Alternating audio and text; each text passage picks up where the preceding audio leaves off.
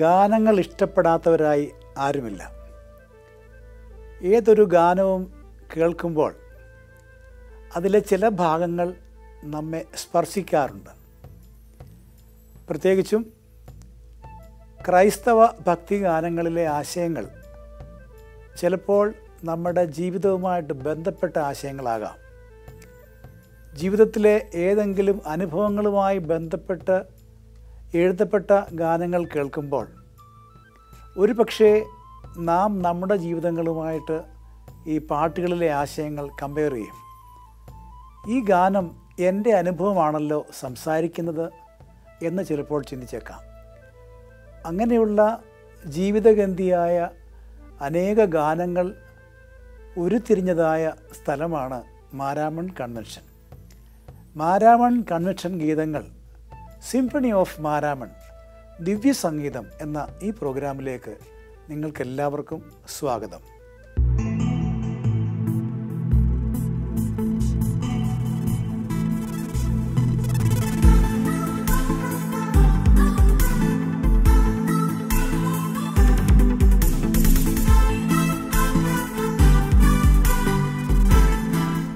വിശുദ്ധ വേദപുസ്തകത്തിൽ ദൈവത്തെയും മനുഷ്യനെയും ബന്ധപ്പെടുത്തുന്ന ആശയങ്ങൾ പ്രഖ്യാപിക്കാൻ ഉപയോഗിക്കുന്ന ഒരു ഉപമയാണ് ഇടയൻ്റെയും ആടുകളുടെയും ഉപമ. 23-ാം സങ്കീർത്തനം വ്യക്തമായി ഇടയനെക്കുറിച്ചും ആടുകളെക്കുറിച്ചും പറയുന്നുണ്ട്. യഹോവ എൻ്റെ ഇടയനാകുന്നു, എനിക്ക് മുട്ടുണ്ടാകുകയില്ല. പച്ചയായ പുൽപ്പുറങ്ങളിൽ അവൻ എന്നെ കിടത്തുന്നു, സ്വസ്ഥതയുള്ള വെള്ളത്തിനരികത്തേക്ക് അവൻ എന്നെ നടത്തുന്നു, എൻ്റെ പ്രാണനെ അവൻ തണുപ്പിക്കുന്നു. ഇങ്ങനെ മനോഹരമായ ആശയങ്ങൾ ഇടയനും ആടുമായി ബന്ധപ്പെടുത്തി പറയുന്ന സങ്കീർത്തനമാണ് 23-ാം സങ്കീർത്തനം. ഈ 23-ാം സങ്കീർത്തനത്തിലെ ആശയം പ്രതിപാദിക്കുന്ന ഒരു ഗാനമാണ് നാം കേൾക്കാൻ പോകുന്നത്. ഇടയനാം യേശുവൻ ഇടമതിൽ ആകയാലെന്ന ഈ ഗാനം നമുക്ക് ശ്രദ്ധിക്കാം.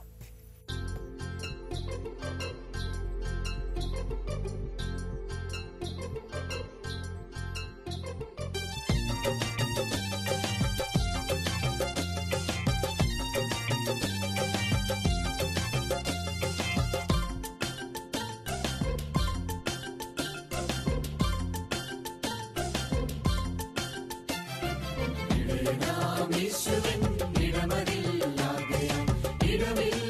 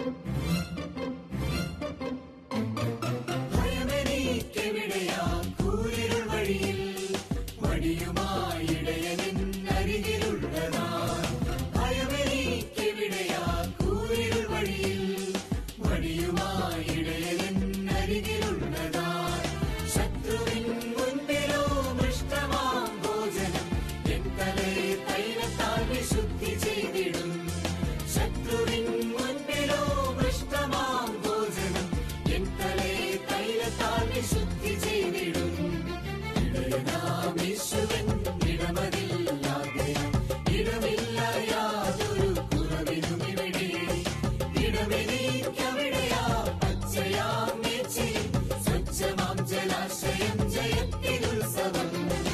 ഇടയനാം യേശുവിൻ ഇടമതില്ലാകയാൽ ഇടവില്ല യാതൊരു കുറവിനുമിവിടെ. ഇടവെളിക്കവിടെയാം പച്ചയാം മേച്ചിലിൽ സ്വച്ഛമാം ജലാശയം ജയത്തിനുത്സവം.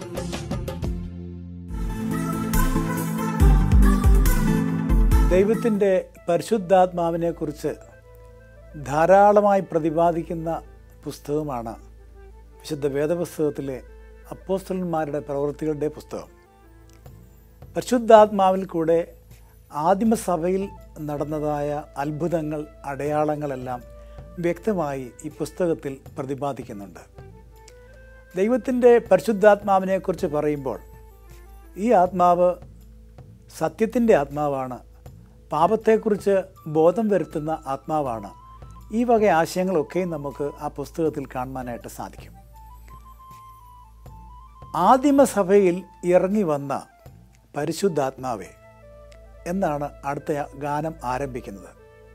എന്താണ് ഈ ഗാനം വ്യക്തമാക്കാൻ ആഗ്രഹിക്കുന്നത് എന്ന് ചോദിച്ചാൽ, ആദിമസഭയിൽ ഇറങ്ങി വന്ന് അതിശയം പ്രവർത്തിച്ച സാധാരണക്കാരായിരുന്ന വ്യക്തികളെ അസാധാരണക്കാരായി തീർത്ത ദൈവത്തിൻ്റെ ആ വലിയ പരിശുദ്ധാത്മാവിൻ്റെ ശക്തി ഞങ്ങളിലേക്കും പകരണമേ എന്ന് പ്രാർത്ഥിക്കുന്ന മനോഹരമായ ഒരു ഗാനമാണ് നാം ശ്രദ്ധിക്കുവാനായിട്ട് പോകുന്നത്. ആദിമസഭയിൽ ഇറങ്ങി വന്ന പരിശുദ്ധാത്മാവേ.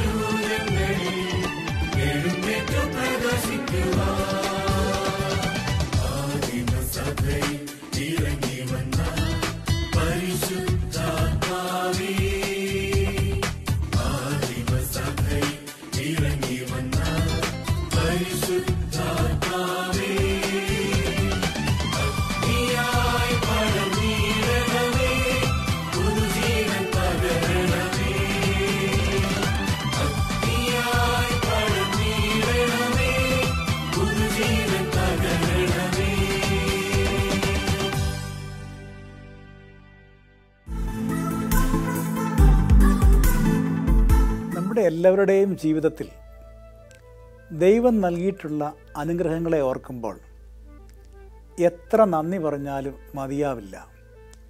ദൈവം നൽകിയതായ അനുഗ്രഹങ്ങൾ, ദൈവം നൽകിയതായ കൃപകൾ, ഇതോർത്ത് സ്തുതിക്കാനുള്ള ഉത്തരവാദിത്വം നമുക്കെല്ലാവർക്കുമുണ്ട്. തിരിഞ്ഞു നോക്കുമ്പോൾ നാം അറിയാത്ത വഴികളിൽ കൂടി നാം കടന്നു പോയിട്ടുണ്ട്. അപ്പോഴെല്ലാം ദൈവത്തിൻ്റെ വലിയ കരം നമ്മോട് കൂടെ ഇരുന്ന് നമ്മെ പരിപാലിച്ചു.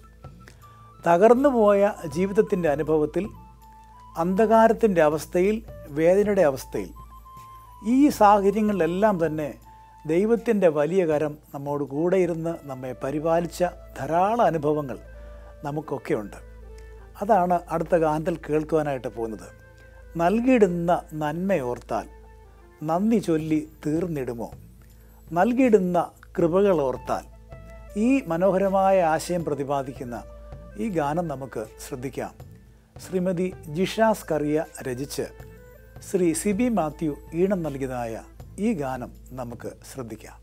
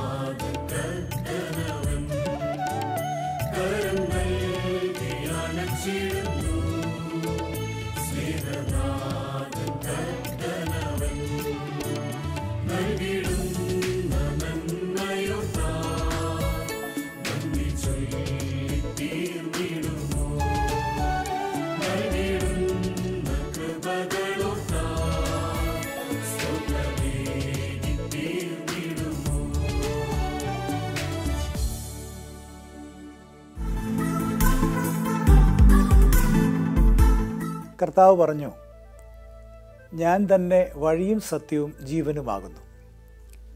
ഒരുവൻ എൻ്റെ പിന്നാലെ വരുവാൻ ഇച്ഛിച്ചാൽ അവൻ തന്നെത്താൻ ത്യജിച്ച് തൻ്റെ ക്രൂശെടുത്ത് എന്നെ അനുഗമിക്കട്ടെ. ക്രിസ്തുവിൻ്റെ പാത എന്ന് പറഞ്ഞാൽ ക്രൂശിൻ്റെ പാതയാണ്. കഷ്ടപ്പാടിൻ്റെയും ബുദ്ധിമുട്ടിൻ്റെയും പാതയാണ് കുരിശിൻ്റെ പാത. ക്രൂശിൻ്റെ പാതയെ പിന്തുടർന്നിടാം, ദൈവമക്കളായിടാം നാം. ഈ ഒരു മനോഹരമായ ഗാനമാണ് നാം ശ്രദ്ധിക്കുവാനായിട്ട് പോകുന്നത്. ക്രൂശിനെ സംബന്ധിക്കുന്ന, അതുപോലെ കർത്താവിൻ്റെ വീണ്ടും വരവിനെ സംബന്ധിക്കുന്ന മനോഹരമായ ആശയങ്ങൾ പ്രതിപാദിക്കുന്ന ഈ ഗാനം നമുക്ക് ശ്രദ്ധിക്കാം.